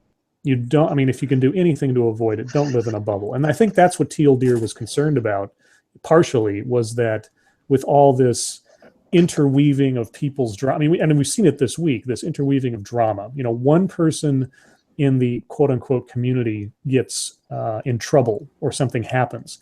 Everybody goes apeshit without waiting to hear all the information. It's almost like, aren't you guys supposed to be the ones that stop and ask why first? And so many people didn't. I mean, Undoomed released that video sort of implying that there was some great conspiracy against Bering. And I thought, do we know? I mean, I don't think people would have assumed that if you didn't have like Sean and Jen, I'd never even heard of them, going around basically saying, well, we emailed some people and we made sure this was going to happen. It's like, why would you say that? And then, you know, a half hour later, like tweet out, well, we didn't do anything. Well, then shut up. Well, yeah, and I can understand. I said this the other day or something. I said when it initially happened, given how many times people's channels have been taken down for bullshit reasons, I can completely understand the initial reaction of suspecting something was up. At the same time, to make a definitive declaration like so many people did, and I'm not innocent of it either. My first reaction to it was, I wonder if it's because his avatar's from a cartoon. But then I completely lost that train of thought, and I went into the conspiracy theories a little bit because everybody else was too, and I fell on the bandwagon as well. So I'm not innocent of having gone into that. At the same time, I didn't feel at all comfortable making some kind of video or declaration publicly or something that this is what happened. So that kind of bugged me. Anyway, that's not to dwell too much on Bering, because there's plenty of that out there. But just as an example of what I think Teal Deer was warning against, is this sort of setting aside your skepticism when it comes to your tribe, with everybody so interconnected. I would say that's fair. He's pretty adept at picking up on trends before they really present in an obvious manner. Like when he did his super internet best friend thing, which is hilarious because me and Peach Bailey have been calling each other super internet best friends ever since, just because it's so funny. But Teal Deer is really, really, really good at picking up on that stuff before it becomes an issue. Yeah. And saying, I see this trend approaching. Sorry, baking. And him, trying to point it out before it becomes such a problem that it can't be dealt with, or that it, before it's, he tries to warn against it before it makes everybody look bad or makes everybody look stupid. Sure. Gutenberg, are you still with us by any chance? Because I'm going to go back down the line here in a second. Okay, so Mama, is it on your mind when you're doing your videos to differentiate yourself from the pack, so to speak, at all? And if you don't, I guess you don't, but I'm just curious how people try to sort of, maybe not brand themselves, but sort of like set up their own style. Not really, because I am who I am no matter what. So, like, if this all fades away tomorrow, I'm going to keep doing what I'm doing and keep functioning, keep operating. It's not really, I don't really think about it. Like, I like that I've met a lot of people here. I like that, I've made friends with a lot of people, made a few enemies too. But it's, I'm doing what I'm doing because it's what I want to do, not because I want to be part of a group or a community or whatever. I think if you're going into it trying to attach yourself to a specific group, you're gonna get the try hard award. You know what I mean? So just do what you do. Blood, do you have any thoughts on that? Well, when I first discovered this end of the internet, I did notice that it was pretty much geared around a bit of a younger crowd than I am. And that's why I tend to be the old man in the room now, no matter where I go.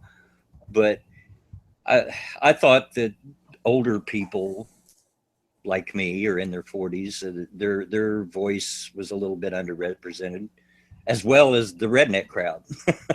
So, I've tried to gear my channel a little bit towards that. I mean, in fact, I'm still going to do what they call roast videos, but due to input by my subscribers, I'm kind of sliding a little bit towards commentary because that seems to be what they like. But I mean, other than that, that's the only thing that I think that might set mine apart from what's the norm. Okay. Misa, is that something that you keep in mind when you're picking your material or anything? I don't really think about it that much. Like, I guess when I started, I did have a comment that was like, oh, it's nice hearing this kind of opinion from someone who's, mixed race and, is a girl and stuff. And I didn't really think about it because I started hating like feminism and intersectionality and all that is because they were trying to identify people and all that. And I don't really try and differentiate myself from anybody else. I just kind of act like myself and hope people like me, I guess. Sure. Ferg? As far as differentiating people? No, I mean, as far as for the sake of your channel and your content, is there anything that you like any conscious thought you have about, setting yourself apart from the crowd sort of thing? Yeah, a little bit. I take pride that I'm one of the few right-wingers, and also that, I try to throw like book readings in there, or add an I saw that the other day. Yeah. Add an economic spin every once in a while. And that's just so it's not the same thing every day. People don't need a lot of these people hear the same thing through various other YouTubers every day. Yeah, that's pretty much where I'm at. When I do a video, I try to do something that was posted today, like something that came out today. I don't want I don't want to do something that someone has already done. I don't want to do something who I've already seen someone else deconstruct, because I'd rather have my reactions be fresh, I guess, and unbiased, I suppose. See, I like getting several different perspectives on the same thing, though. Mm-hmm. Yeah, and that's another thing. Oh, no, I like doing that too, but for the sake of my own content. You like to have it fresh. Yeah, I mean, if somebody came along, if I found out that someone had done a video on the same video I did after I did it, that'd be interesting. I haven't seen that yet, as far as I know, but at least initially, I'd like to take a fresh look at it immediately and just sort of have my first reaction. And I also try to find things that are obscure, I guess, or try to find things. I was going to say your Krampus perform video. God, it's freaking hilarious. Oh, you like that one? Yeah. Yeah, it's like one of my favorites. I came across that video and I was just I didn't even know who Campus Reform was. I guess they are a right-leaning organization or something. I didn't know. They're actually not. They just report on the crazy shit that happens that's outside of the normal, like what should be going on in university, like learning, challenging ideas, stuff like that. They kind of show when the crazy shit goes down. Yeah, I remember I saw, I guess the first time I knew of them was that video that came out where they're all sitting in a conference room, I guess, and some SJWs came into a young Republican group or something, and one of them screams out, "My pronouns are they!" And I just thought, oh, that was in Kansas. That was in was it hilarious. Oh, I just thought, my God, what is wrong with this person? And was that Black Trigglypuff? No, this was. Never mind. Then. I could find it, but it's some. There was a meeting of like the National Conservative students or something, and 3 or 4 individuals came in to sort of challenge them, and at some point in the conversation, like there was this, it was really quiet. People were kind of just discussing things at a normal volume, and all of a sudden one of them just slams their fist onto him, goes, "My pronouns are they," and the whole room goes absolutely quiet. Like, what the hell just happened? And then this person goes into this little tirade about, oh, address me correctly, yada yada. I just thought, man, you couldn't make this up. Just 2 years ago, if you told me this stuff was real, I did. I said, oh, this must be some kind of fringe fiction stuff. This is Tumblrism video. Nope. This is the world we live in. It boggles the mind. It's because people don't spank their kids. I'm the asshole who's going to say it. It's the lack of discipline. It's not even like the spanking the kids. It's just no discipline and the constant reinforcement. Like, I see it in my kids. They come home from school and, like, literally every 30 seconds, am I doing a good job? Yeah. Yes. Like, can you stop asking and keep working? Like, what the hell is wrong with you?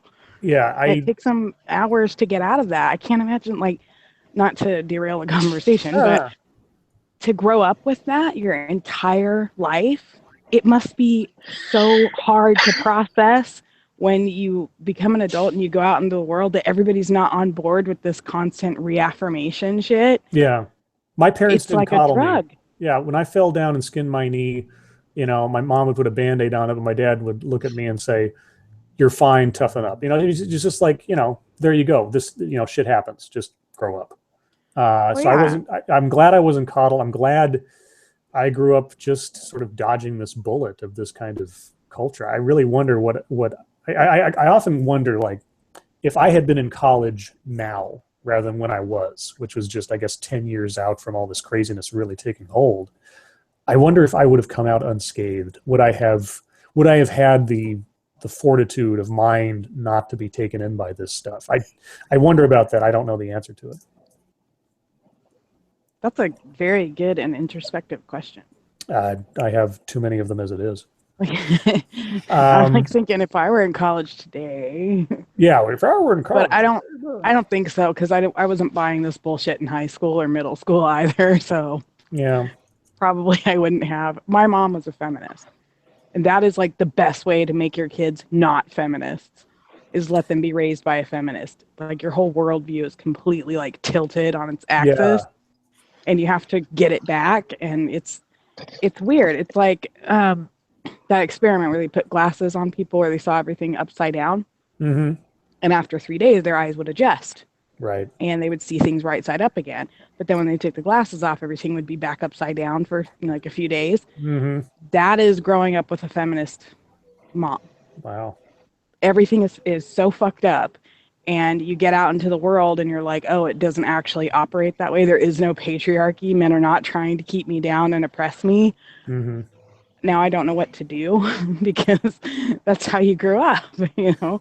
Boys bad, girls good. Like, but you're like, oh, there's good and bad in both sectors. Now what?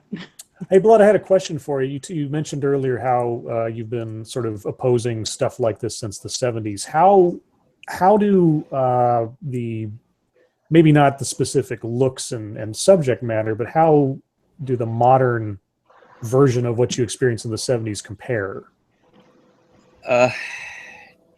And I hate to sound like a stereotypical old person, you know, it's Too just, well, late. in my day, but I think it's far worse now, Yeah. as far as social justice, if you will.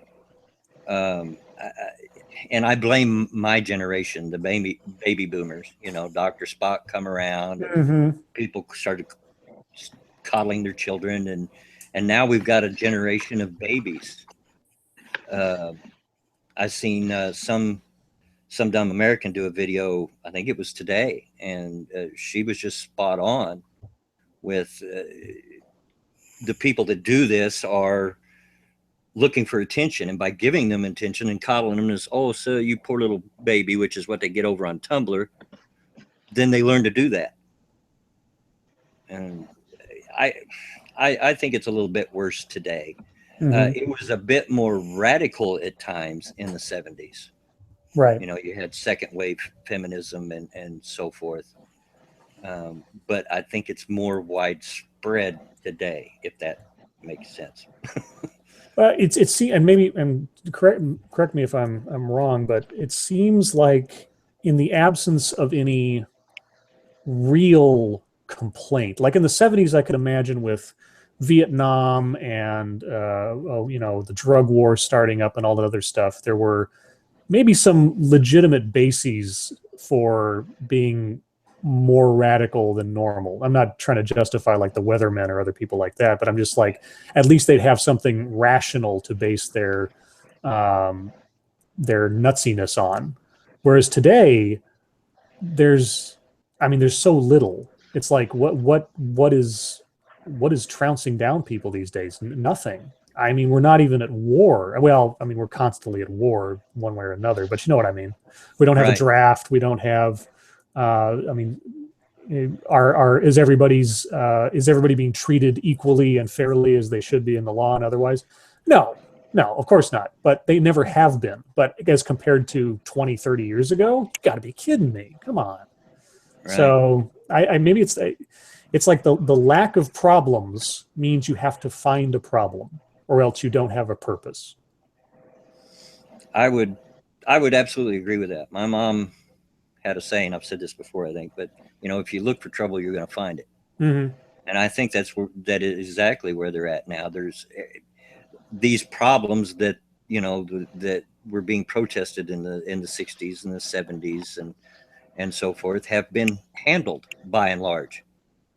And so now they've got to make stuff up. And that's where we come up with, you know, respect my pronouns and the wage gap and all this performance problem. We know this crap. Yeah. Yeah. You know, actually, and just this is an accident, but I'll bring it back to something I said earlier about my motivations for the YouTube channel and all that. Like I said, I spent so many years sort of taking care of my internal stuff, and then once I got that managed, I had nowhere to put the reactions and the reflexes I had except to go externally. I wonder if that's sort of similar to what's happening in the sense that, you know, in the absence of these problems, kids are being taught, like the problems of the past are being sort of deified by the people in academia and social and otherwise, to the point where, I mean, we always talk about how social justice has become something like a religion. But like I say, in the absence of fighting something real, now they have to fight things that they make up out of whole cloth because they've been sort of built and programmed to be activists, but what do you act against when there's nothing to act against? And now they look for microaggressions. They're looking for things so small you can't even see them. Maybe that's it. You've got a bunch of 70s sort of mentality radicalism without anything on to base its radicalism on. So they go looking for anything. And it would make absolutely sense. Even back in the 60s and 70s, the ground zero, if you will, for all this were the universities, the colleges, the professors. The people involved in that grew up. Some of them became professors, and so on and so forth, and it continued. So, I mean, to me, that would make absolute sense. I actually done a video not too long ago about racism, and that was one of my biggest points, is that all of you screaming racism now don't have any idea. All you've ever done is read about it in a book or seen it on YouTube or seen a documentary, but I lived it. I mean, I seen Jim Crow in action. I seen white only bathrooms and so on and so forth. I don't want to plug my own video, but quick point. Sure. Regarding, excuse me, regarding like how you guys were saying it's like the 70s radical stuff with no substance, basically. Is that what you were saying? Well, I'm just trying to, and this isn't me talking from a place of having, studied this throughout my entire life or something, but I was trying to think about, oftentimes I look at society as, in the abstract, like a person. And, how does a person operate on emotions or, the flux of things in society? And so it just seemed like I'm trying to find a way to understand how you can have, like what Bloodwing was talking about, you had a segment of the population in the 70s who operated like this, but with far less octane. And now you have that same kind of thing, but cranked up a bunch of times. And I'm just like, in the vacuum of problems, it's filled up with more and more radicalism. And so I just sort of compared it back to what I've gone through with my own internal, chemistry and psychology. And so I was just wondering if maybe that was where it stemmed from. It's just like we've improved things so much in our society from the 70s to now that the absence of problems, but with still that idealism from the 70s, or ideology of the 70s, taking a new form, inspiring kids to act out against nothing. Right. And I think that's one of the reasons why it just won't fucking die. Like the wage cap, it just won't die.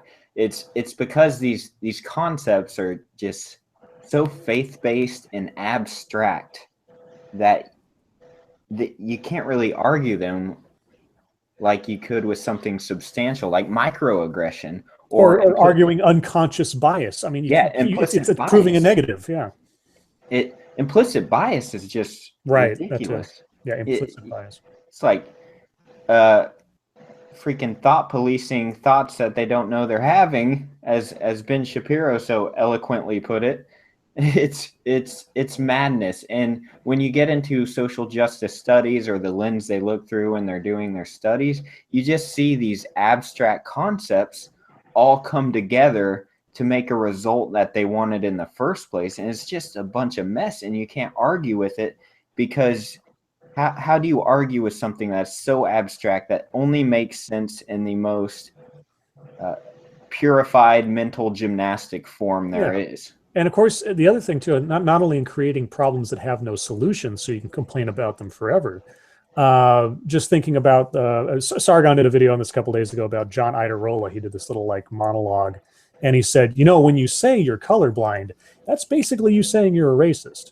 And I'm like, wait a second. What would a non-racist say? I mean, if you're going to, you're creating a problem out of nothing. And you're not only that, but you're taking a situation where there is no problem and saying there's a problem, and I know it because you're just denying it. It sounds like McCarthyism, but on a social level, just beyond the beyond. It's like, have you now, or have you ever been a member of the Communist Party? No. Oh, but you went to this meeting one time. Well, yeah, but I'm not a member. Oh, but you have sympathies. Oh, what gosh. Anyway, guys, I would really love to go on for hours and hours and hours. My voice is giving out, and I don't want to start sounding like Bloodwing. So I'm going to call it here. I want to thank Irate Bear and Bloodwing and Misa and Gutenberg and Mama and Ferg for coming on and spending some time and chatting with me on my first stream. I hope it wasn't a disaster as much as I had feared it might be beforehand, and that the audience got something out of it maybe. And I'm going to think about what to do for the next one. Suggestions or otherwise are more than welcome. And for those of you that weren't on the, probably well, more boobs. I don't know if there's room after you, but I suppose we could try, you and Misa. And as for the people on the chat or anybody else listening to this in the near future, if you would like to be on the stream and you are a recognizable subscriber to me and you know who you are, I'd be more than happy to have you on if we can make that work. So let me know if you'd be willing to do that, and I will try to schedule something in the near future. And now I'm going to stop babbling, and I'm going to let everybody go. If everybody would stick around for a minute or three after I stop the stream just to talk real quick. And yeah, so thanks everybody, and take care. See y'all.